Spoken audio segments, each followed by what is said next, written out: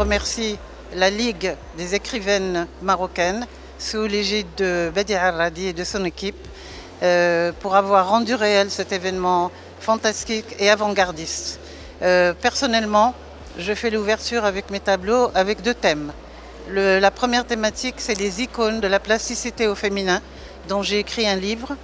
Et donc vous avez Frida, vous avez Sonia Delaunay, vous avez Artemisia, vous avez Yayoi Kusama du Japon, vous avez Artemisia de l'Italie, et j'en passe. Donc il y a les immortels et il y a les contemporaines.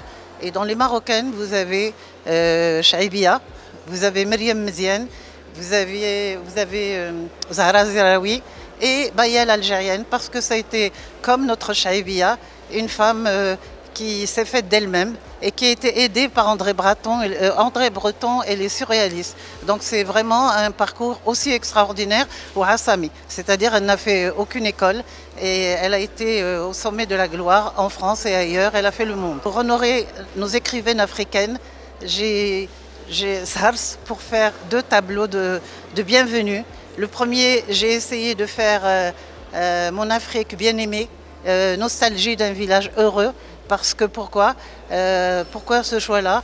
C'est parce que nous sommes dans un monde moderne qui court très vite. Et là, j'ai voulu faire un village où chacun a sa petite place.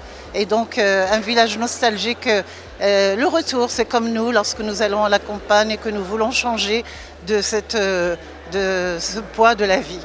Et de l'autre côté, la carte de l'Afrique, porté par un lion. Et c'est un travail, je ne dis pas, même lorsqu'on n'en choisit que 10, c'est déjà aussi un gros travail. Mais personnellement, ce sont des personnes qui m'ont touchée pour une raison ou d'une autre. Par exemple, si on prend Yayoi Kusama, c'est une femme qui avait des problèmes, elle était bipolaire. Donc c'est une femme qui a passé sa vie entre la création et l'hôpital psychiatrique. Donc imaginez quand même l'effort qu'elle a fait pour sortir de son état. Quand vous prenez Niki de Saint-Phal ou que vous prenez Artemisia, c'est quand même des femmes qui ont été abusées. Donc c'est des grosses blessures.